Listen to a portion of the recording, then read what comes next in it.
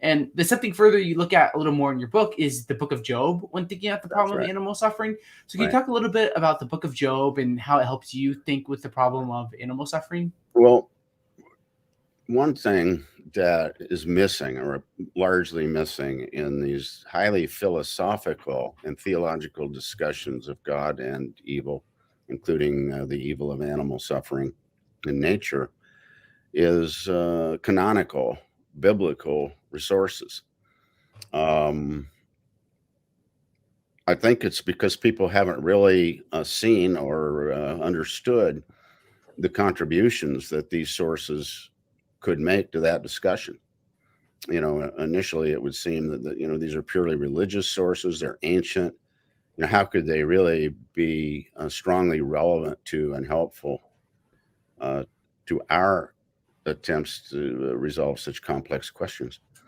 But I really got the idea of turning to biblical sources from a philosopher named Marilyn McCord Adams. And she wrote a book about what she called horrendous evils and human suffering. She didn't write about animal suffering.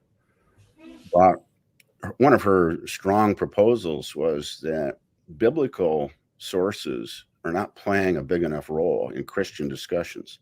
It's kind of ironic because Christians, stand on canonical resources, but there seemed to be a sort of I wouldn't call it an attitude or dismissive or anything like that, but just a sense that the Bible, this ancient book, maybe doesn't have a whole lot to contribute to this extremely modern discussion, modern Mhm. understood in Darwinian terms. What does Job know about Darwinian evils? This seems like a pretty big chasm to cross, right? But in the book, I argue that Job is remarkably relevant to this problem. And in a lot of ways, probably one of the main ways is, and this is controversial, and it would be if you had experts on Job come in, they would argue about it and all that. But I mean, my main proposal is that what happened to Job in the book is that evils beset him. He was afflicted by evils that didn't conform to ordinary ethical or moral explanations. I mean, the reader is clued in right away that Job was righteous. He had done no wrong in the eyes of God. And so, in the theology that existed then, very strong, it's known as Deuteronomic theology. It's the ancient moral teaching of Israel prior to their exile in Babylon. They unquestioningly assume that if a person was righteous, really righteous in God's eyes, that person would not suffer moral disorder. The things that happened to Job were supposed to happen to wicked people. And to make a long story short, a lot of really righteous and innocent people suffered in the Babylonian exile. And the sad thing was that a lot of really not very righteous, even wicked, wealthy people got off the hook, bribed their way out of slavery and all the other sufferings that ordinary or poor people had to endure. So when Israel got back uh, into Palestine from years working as slaves in Babylon, they had this question: why do the righteous suffer? It seemed to falsify their entire moral picture of God, the world, and evils. And Mm. so Job is not just and this isn't just my opinion, an awful lot of scholars agree with this statement, that Job is not just an accidental literary character. He's an emblem. He represents a type of person who existed in Israel at that time, that post-exilic time, and had that question. And so Job suffers in a typological way, in a way that was typical of many, many, many Israelites. And they wondered, since they didn't deserve this, right? According to their own teachings, they didn't deserve any such thing. In fact, they deserved the opposite. What's going on? And of course, like any human being, they would wonder if their faith was in vain. What about this promise that God had made that he was building a messianic kingdom on earth, one in which peace, prosperity, justice would prevail everywhere for the righteous? This is the cause and effect. If Israel is really righteous, they will enable God or help God in a way to bring this messianic realm about. This entire picture seems to be falling apart, and we see it in Job's complaints. This should not be happening, he keeps saying to his friends. His friends are perfectly, they're like the good evangelicals today. They know their Bible as well as anyone could. And if you examine their advice, the advice they give to Job, it is absolutely biblical in the old Deuteronomic sense. But Job says that cannot be true. Something else must be true. Something else that we don't know yet must explain what has happened to me. It isn't my sin. It isn't anything God's doing to correct me. It appears to me, he says, that God has just been cruel. He compares God to the wicked who trampled the poor. He says things about God that his friends must have thought would have brought on lightning, several lightning strikes. In fact, thunder does come up at the end of Job, maybe a little humor. The friends probably thought, well, this is it. God's going to strike Job dead for the things he said. But that isn't what happened. And so we come to the speeches at the end where God, for the only time in Hebrew history, in literary history, God shows up. An author dares to have God become a character in the literature. When God speaks in the other parts of the Bible, he's really speaking, right? The prophets is God speaking. The writer of Job creates a character. He creates God, and he brings God in to speak to Job. Now, of course, I'm taking this as poetics. Most people like me would not take Job as a simple history book. It's a highly crafted story that's supposed to have a meaning. And what God says to Job is usually interpreted to be bullying. Who do you think you are, Job? I'm God, and where were you when I created the foundations of the world? In other words, they understand the tone of those speeches to be angry, and they understand the message that God is giving Job in all these pictures as a rebuke. But that doesn't make sense for a lot of reasons, one of which is at the end, God praises Job. He says, Job has spoken truly. The friends have spoken so falsely that he tells Job to pray for them. Go sacrifice for them, pray for them. They need forgiveness. And all they've done is quote scripture to Job. And so there's quite an irony there. So you go back and you say, well, if Job spoke truly, how do we read the speeches? And you get a lot of help here from several writers. But what I argue in the book with them, with their help, experts on Job, is that God is giving Job images of himself, God, in relation to things that are thought to be God-forsaken.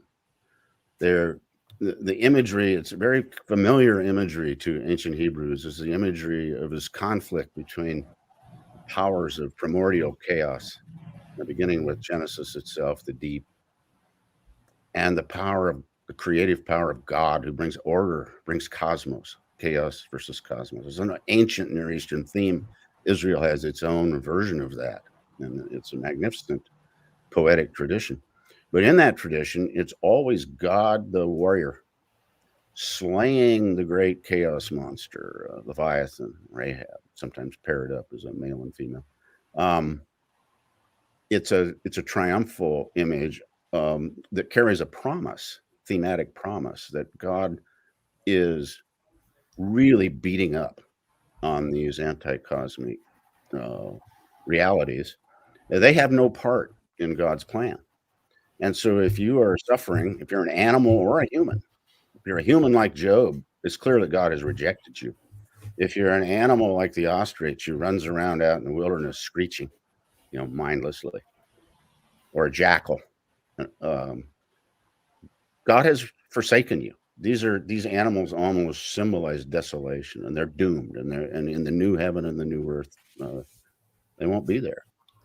And I argue in a rather roundabout and complex way we don't have time to go into in detail that the speeches, the divine speeches in Job, reconstruct all of that.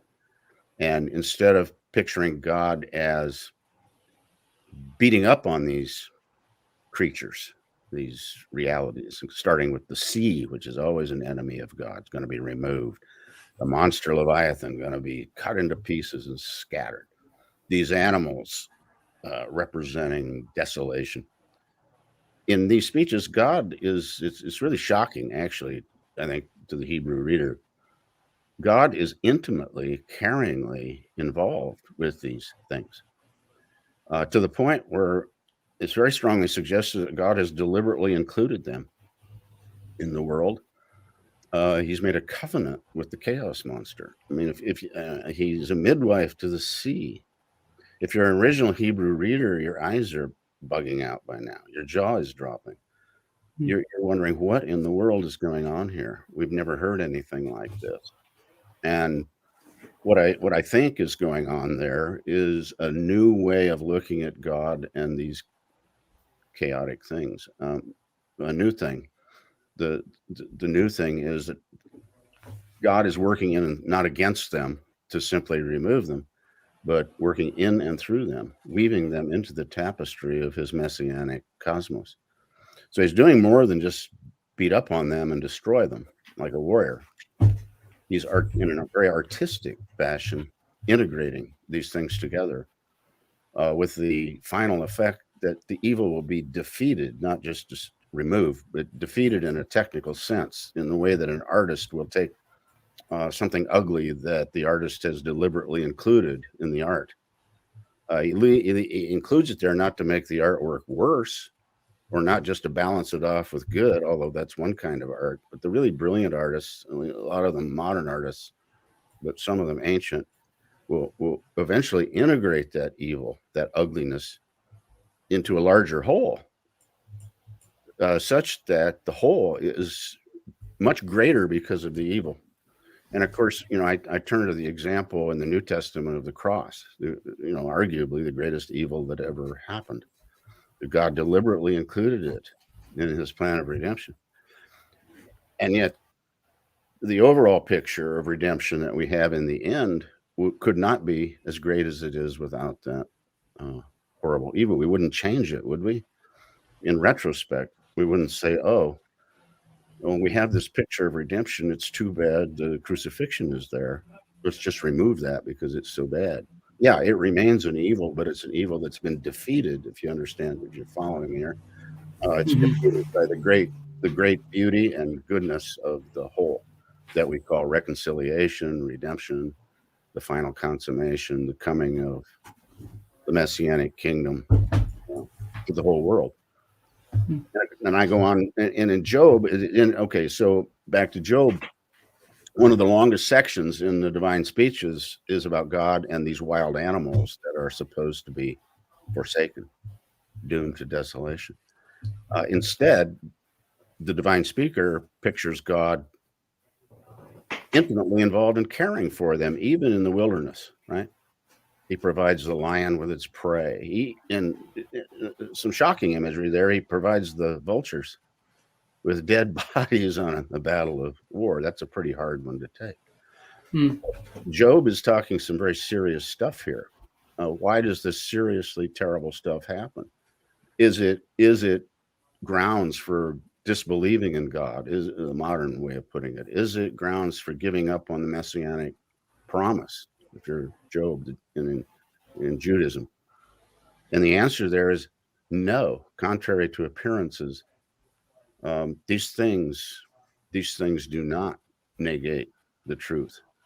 They just change our way of approaching the truth of God's promise. Because God's working in a way we didn't expect. And it's a hard way, and it involves a lot of suffering. No one expected the Messiah to die. No one expected anything of the sort. In fact, one of the reasons the Christians were rejected by the majority of their own people was the cross. So these are These are not things I take lightly. I say, oh yeah, well, God just integrates them into the world and they go away. No, there's a terrible price that is paid for all these good things that we believe God is bringing about. But Job, I argue, at least gives a Christian a strongly biblical reason to think along these lines. They're not this is not just philosophical lines, but they're canonical lines, and so Job lends a biblical authority to thinking about this kind of aesthetic approach.